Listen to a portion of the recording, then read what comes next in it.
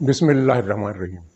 अस्सलाम वालेकुम नाज़रीन। एक दिन पहले इन्होंने कहा कि हम तहरीक लब्बैक को सख्ती से कुचल देंगे, और ये बार बार टीवी पर चलता रहा सारा दिन कि इस कलअदम तहरीक को, इसकी तहरीक को, इसकी मार्च को ताकत के ज़ोर पर कुचल दिया जाएगा, ख़त्म कर दिया जाएगा और इनसे कोई बात नहीं होगी। इनको चाहिए कि ये सड़कों से उठकर घरों को चले जाएं, वरना ताकत से इनको ख़त्म कर दिया जाएगा, उठा दिया जाएगा। और अगले ही दिन सुबह सुबह इनसे मुज़ाकरात के लिए मिन्नत तरले शुरू कर दिए गए। ये क्या माजरा हुआ, इस हवाले से बताया गया है कि एक तो इनके जो रूहानी मशावरतकार हैं वो डामाडोल थे। कभी उनकी राय थी कि कुचल दिया जाए और कभी राय थी कि कुछ अगर कुचला गया तो ये मसाइल पैदा होंगे। लेकिन इससे बड़ी बात ये हुई कि इदारों ने, मुक़्तदर इदारों ने, जिनको सिक्योरिटी इदारे कहा जाता है, उनकी तरफ से इन्हें मशवरा दिया गया कि समझदारी से काम लें। तो ये इस फिक्रे में इशारा काफ़ी था। तो उसके बाद फिर ये मुज़ाकरात का डोल दोबारा डाला गया और कल मुज़ाकरात के 2 अदवार हुए खुफिया, और इन दोनों अदवार में कोई नतीजा नहीं निकला। यानी दूसरे लफ्ज़ों में ये मुज़ाकरात नाकाम हो गए। मुज़ाकरात की नाकामी के बाद फिर वज़ीर-ए-आज़म ने आज दोबारा इजलास तलब किया है सिक्योरिटी कौंसिल का। यानी सिक्योरिटी कौंसिल के इजलास में ही अगर फैसला करना था तो फिर ये 2 दिन पहले मार्च को सख्ती से कुचल देने का फैसला क्यों किया गया, और फिर मुज़ाकरात का फैसला क्यों किया गया। यानी यू टर्न लिया गया, और यू टर्न भी दिन में 2 मरतबा लिए गए। और इस सिलसिले में एक लतीफ़ा भी मैं अर्ज़ करूँगा, और बहुत ही दिलचस्प लतीफ़ा है। मैंने 2-3 दिन पहले अपनी व्लॉग में बताया था कि रूहानी फ़ाल जो निकली है, नाम नहाद रूहानी या रूहानियाती, वो ये है कि अगर इन्होंने दरियाए चिनाब का पुल अबूर किया तो फिर बहुत मुसीबत हो जाएगी, बहुत बड़ा बखेड़ा हो जाएगा और जिससे निकला नहीं जा सकेगा। चुनांचे इन्होंने ये आर्डर जारी किए कि दरियाए चिनाब पर मार्च को रोका जाए और वहाँ से इनको आगे ना बढ़ने दिया जाए किसी भी कीमत पर। लेकिन कल जो इजलास हुआ उसमें ये फैसला हुआ कि इनको दरियाए जेहलम पर रोका जाएगा, जिस पर मुझे हैरत हुई कि वो जो रूहानी या रूहानियाती जो कैलकुलेशन थी वो बदल गई है, क्या हुआ है। तो फिर पता चला कि दरअसल इनसे इजलास में गलती हो गई और वो चिनाब को जेहलम के मानों में ले लिया गया, और अगले दिन ये जो आर्डर किया गया कि जेहलम के पुल पर रोका जाएगा। लेकिन फिर जब गलती का एहसास हुआ, यानी इनकी ज़हनी कैफियत इस तरह की हो गई है कि ये दरियाए चिनाब और दरियाए जेहलम में कोई फ़र्क नहीं कर सके और जेहलम का आर्डर कर दिया।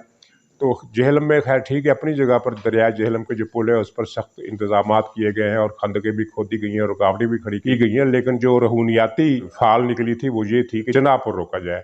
चुनांचे जब इनको गलती का एहसास हुआ तो एक तो इन्होंने काबीना पर चढ़ाई की कि ये क्या, मैंने तो चिनाब का कहा था। तो उसमें बताया गया कि चिनाब नहीं, आपने दोबारा जेहलम का कहा था। फिर फैसले को दोबारा तब्दील करके अब फिर से ये तय हुआ है कि दरियाए चिनाब पर ही रोका जाएगा। दरियाए चिनाब पर रोकने का मतलब ये है कि गुजरात से आगे नहीं जाने दिया जाएगा। लेकिन दूसरी तरफ सूरत हाल ये है कि ये इनका जो जुलूस है वो गुजरांवाला से निकलकर वजीराबाद पहुंच गया, और वजीराबाद से गुजरात का फासला को बहुत ज़्यादा नहीं है। यानी इसका मतलब ये है कि अगर आज सिक्योरिटी कौंसिल के इजलास के दौरान या इससे पहले ये को मुज़ाकरात के ज़रिए नतीजा नहीं निकलता तो दरियाए चिनाब के किनारे तसादम हो सकता है और बदअमनी का कोई बड़ा वाक़या पेश आ सकता है, खुदा ना करे।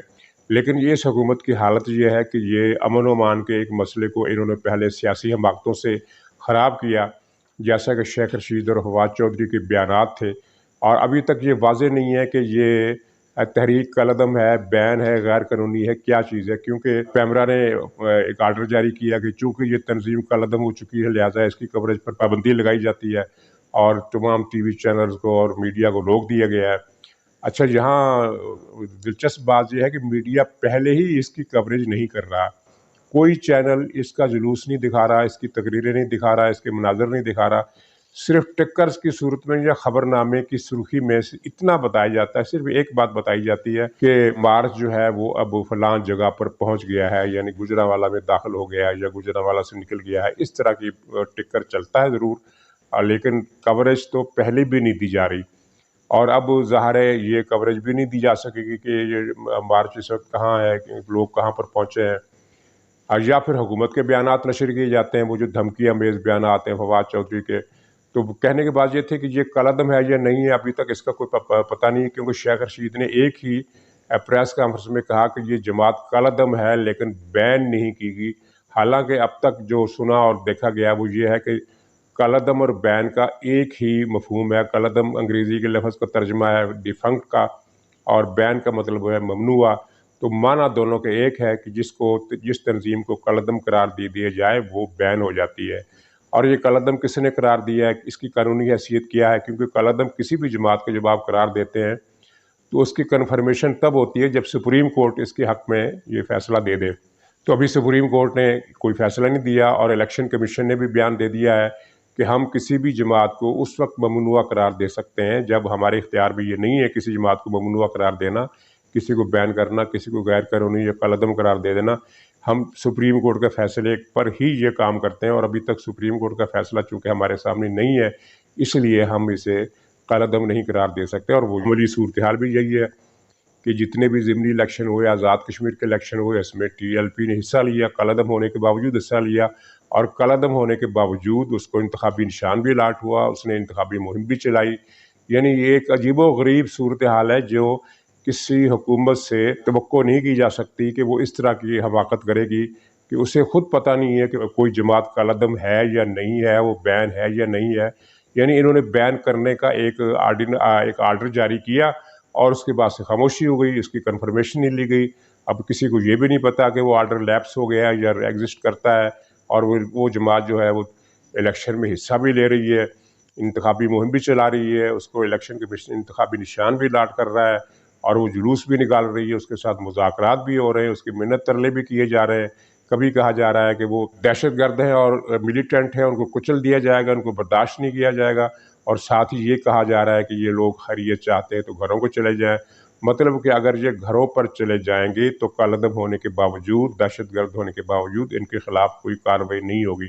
اور پھر یہ بھی ایک مضغہ خیز شرط رکھی جا رہی کہ مذاکرات تب کریں گے جب یہ سڑکیں خالی کر دیں گے اور گھروں کو چلے جائیں گے۔ جب وہ گھروں کو چلے جائیں گے تو پھر مذاکرات کی ضرورت ہی کہاں رہ جائے گی۔ اور پھر ایک ہی سانس میں یہ بھی کہا جاتا ہے کہ ان سے کوئی مذاکرات نہیں ہوگے، اور بیان جاری ہونے کے کچھ دیر بعد پتہ چلتا ہے کہ خفیہ مذاکرات کا دور شروع ہو گیا۔ تحریک کے جو کالعدم تحریک کے جو امیر ہیں ان کو لاہور سے اٹھا کر اسلام آباد پہنچایا جاتا ہے، وہاں جا کر ان سے مذاکرات کیے جاتے ہیں۔ اس کے بعد وزارت داخلہ کا اجلاس ہوتا ہے، وہ سیکورٹی اداروں سے مشورہ لیتا ہے، سیکورٹی ادارے مشورہ دیتے ہیں کہ آپ ذمہ داری سے کام لیں، افہام تفہیم سے کام لیں، کوئی بحران، کوئی ایسا فیصلہ نہ کریں جس کے نتیجے میں کوئی بڑی بدامنی پیدا ہو جائے۔ تو یہ ساری صورتحال ہے جس میں حکومت نے خود بھی پھنسی ہوئی ہے اور قوم کو بھی پھنسا دیا ہے۔ قوم کو اس لیے پھنسا دیا گیا کہ جی ٹی روڈ جو ہے لاہور سے راولپنڈی تک ہے، یہ شمالی پنجاب کی تجارتی حوالے سے شہر ہے، اس کو کہتے ہیں، کیونکہ لاہور سے پنڈی اور لاہور سے پنڈی کا مطلب یہ ہے کہ کراچی سے جو مال آ رہا ہے یا جو پشاور سے جو مال آ رہا ہے وہ سارے شمالی پنجاب میں، جس کی آبادی کوئی 1-2 کروڑ نہیں ہے، 3-4 کروڑ آبادی کا یہ خطہ ہے، اتنی بڑی پٹی ہے، یہ بہت بڑا مطلب کہ ایک علاقہ ہے آبادی کا، اور یہاں بڑے بڑے تجارتی مراکز ہیں، لاہور، گجرانوالہ گجرات، وزیر آباد، جہلم، یا اور خود راولپنڈی، یہ اتنے بڑے مراکز ہیں تجارت کے، اور ان کی ساری تجارتی سرگرمیاں ختم ہو چکی ہیں۔ 6 دن سے یہ سڑک بلاک ہے، اور ان شہروں کی سرگرمی بھی معطل ہے، کیونکہ جگہ جگہ انہوں نے کھدائیاں کر کے، یہ دنیا کی تاریخ کا ایک انوکھا کام انہوں نے کیا ہے کہ جی ٹی روڈ کے ارد گرد جگہ جگہ سے انہوں نے کھدائیاں کر کے یہ خندقیں بنا دی ہیں، اور وہاں کے اسکولوں کی، دفتروں کی، پبلک کی ہر قسم کی سرگرمی، ٹرینیں منسوخ ہیں، ٹرینوں کے روٹ بدل لیے گئے ہیں، بسوں کے رستے بند ہیں، سفر نہیں ہو سکتا، مسافر الگ خار ہو رہے ہیں، مریض الگ خار ہو رہے ہیں، بلکہ مریضوں کی تو زندگی خطرے میں پڑ گئی ہے۔ اور یہ اس حکومت کا کارنامہ ہے جو خود کو کہتی تھی کہ ہم گڈ گورننس کے لیے ہیں، ان سے ایک مارچ ہینڈل نہیں ہو رہا۔ جب یہ ٹی ایل پی کو دہشت گرد قرار دیتے ہیں اور یہ بھی کہتے ہیں کہ اس کے بھارت سے روابط کے ثبوت مل گئے، اگر بھارت سے روابط کے ثبوت مل گئے تو ان کو تو 1 منٹ کی تاخیر نہیں کرنی چاہیے، وہ ثبوت لے کر سپریم کورٹ جانا چاہیے اور اس پر مکمل طور پر پابندی لگانی چاہیے، اور اس کے لیڈروں کو عدالت کے کٹہرے میں کھڑا کرنا چاہیے تاکہ ان پر مقدمہ چلے۔ لیکن یہ بھارت کے ایجنٹ ہونے کا یا بھارت سے رابطہ ہونے کا ان کے پاس کیا ثبوت ہے، کسی کو کچھ پتہ نہیں ہے، اور بظاہر لگتا یہ ہے کہ ان کے پاس کوئی ثبوت نہیں ہے، جھوٹ بول رہے ہیں، کیونکہ یہ ممکن ہی نہیں ہے کہ اگر ان کے پاس ثبوت ہو اور وہ عدالت میں لے جائیں۔ یہ اسی طرح کا الزام ہے جس طرح کا الزام انہوں نے نواز شریف کے زمانے میں لگایا تھا کہ نواز شریف کی جو شوگر ملیں ہیں، شریف فیملی کی جو شوگر ملیں ہیں، ان میں कितने 100 भारतीय एजेंट बैठे हुए हैं, भारतीय एजेंट इनके इन फैक्ट्रियों में मुलाजम हैं। लेकिन जब इनकी हुकूमत आई तो ये पता चला कि एक भी भारतीय एजेंट नहीं था। वो जो लिस्ट है मौलाना ताहिर अल कादरी ने लहरा कर दिखाई थी और शेख रशीद ने उस पर जब तकरीर की थी, प्रेस कॉन्फ्रेंस की थी, वो लिस्टें झूठी थी, फैब्रिकेटेड थी, टाइपशुदा कागजात हवा में लहरा दिए गए थे, किसी सहाफ़ी को दिखाए गए, न किसी अखबार को जारी किए गए। तो ये उसी तरह का झूठ फिर बोला जा रहा है, क्योंकि अगर ये झूठ नहीं है, सच है, तो फिर इनको बिला ताख़ीर 1 घंटे की ताख़ीर के बगैर इनको ये मामला अदालत में ले जाना चाहिए कि ये तो भारत की एजेंट है। और वज़ीरों ने जो बयान जारी किया उसमें ये भी कहा है कि इनकी भारत से साज़बाज़ है। और एक नया लतीफ़ा जो फैसल बावडा कराची वाला है, जो किसका वज़ीर है, किसके असल में वो किस ताकत का नुमाइंदा है, किसी को पता नहीं। उसने कहा है कि ये जो मुआहदा हुआ था पिछली मरतबा तहरीक लब्बैक से गवर्नमेंट का, वो उसका वज़ीर-ए-आज़म से कोई ताल्लुक़ नहीं है। यानी हुकूमत एक मुआहदा कर रही है और हुकूमत के उस मुआहदे का वज़ीर-ए-आज़म से कोई ताल्लुक़ नहीं है। ये मंतक भी दुनिया में शायद पहली मरतबा देखी गई कि वज़ीर-ए-आज़म को पता ही नहीं है, और वज़ीर-ए-आज़म का अपना बयान भी आया कि मुझे किसी मुआहदे का इल्म नहीं।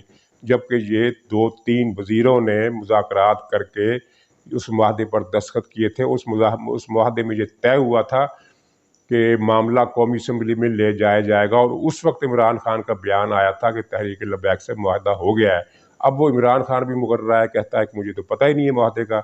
अगर ये इसे पता ही नहीं है तो इसका मतलब है कि ये वज़ीर-ए-आज़म के ओहदे पर जो जिस शख्स को बिठाया हुआ है, वो तो किसी जगह का क्लर्क रहने के काबिल भी नहीं है, इसलिए कि इस तरह का बयान क्लर्क भी नहीं दे सकता कि मुझे तो इस बात का पता ही नहीं है। यानी फ़ाइल उसके दराज में है और वो कहता है मुझे इस बात का पता ही नहीं है।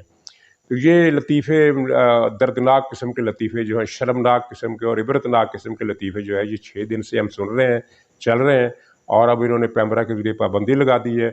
इसका मतलब ये है कि जो टीवी पर टिकर चलते थे इक्का-दुक्का, वो भी नहीं चलेंगे, और अफवाहों को तूफ़ान आएगा सोशल मीडिया पर। सोशल मीडिया को ये कहाँ तक बंद कर सकते हैं? अगर कर दें, 100% भी बंद कर दें, जो कि मुमकिन नहीं है, तो लैंडलाइन टेलीफोन के ज़रिए अफवाहें फैलेगी, सीना बसीना अफवाहें फैलेगी, और वो गलत अफवाहें होंगी, झूठी अफवाहें होंगी, लेकिन उन पर एतबार करने वालों की एक बड़ी तादाद मुश्तिल होकर अपने अपने इलाकों में कुछ भी हंगामा राई कर सकती है।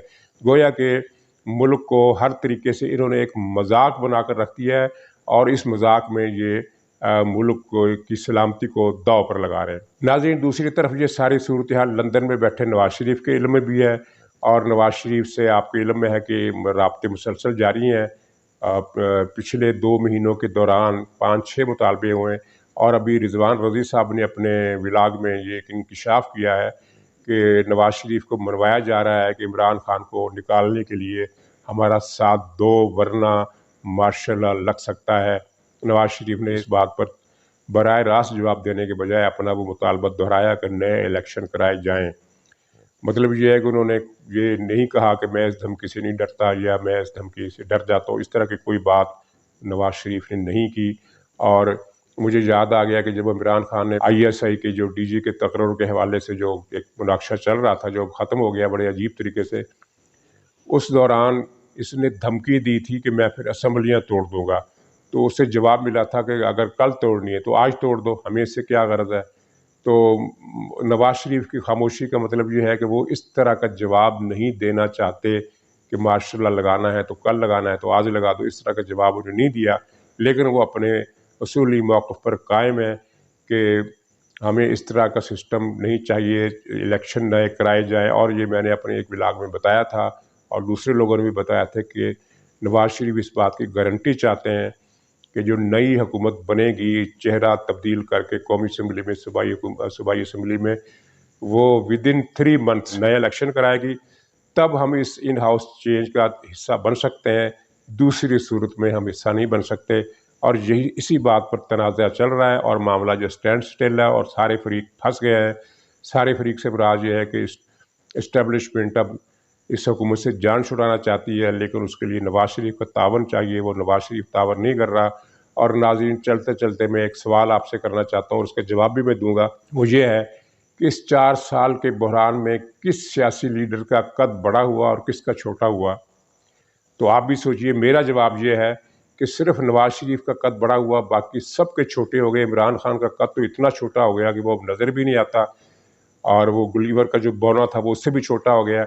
اور جو اس بحران کے دوسرے سٹیک ہولڈر تھے یعنی مقتدر طاقتوں کے حضرات، بڑے بڑے نام جو تھے، ان کی شخصیت بھی مجروح ہوئی، ان کا قد بھی متاثر ہوا، اور اب وہ اس پوزیشن پر ہمیں نظر نہیں آتے اخلاقی اور دوسرے حوالوں سے، ڈپلومیٹ ہونے کے، مدبر ہونے کے، جو بھی آپ ان کی ایک پازیٹیولی کسی شخصیت کو کیٹیگرائزیشن کر سکتے ہیں، تو کسی بھی کیٹیگری میں ان کا قد و قامت وہ جو تھا وہ پہلے جیسا نہیں رہا، متاثر ہوا ہے۔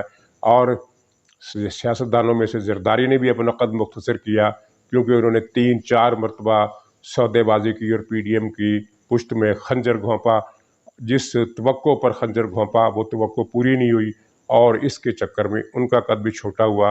اگر نواز شریف کا قد بڑا ہوا اور مولانا فضل الرحمان کا قد بڑا ہوا، باقی کسی کا قد بڑا نہیں ہوا، چاہے وہ اپوزیشن میں ہو، چاہے وہ حکومت میں ہو، چاہے وہ کسی اور درمیان میں ہو، سب کے قد چھوٹے ہوئے ہیں۔ اور یہ ایک تاریخ کا ایک عجیب سلوک ہے جو وہ ہمیشہ کرتی ہے اس طرح کے معاملات میں۔ تو نواز شریف کے بارے میں ایک الگ سے ولاگ کروں گا، جس میں بتاؤں گا کہ نواز شریف کے ساتھ جن لوگوں نے جو کیا، ان کے ساتھ خود کیا ہوا۔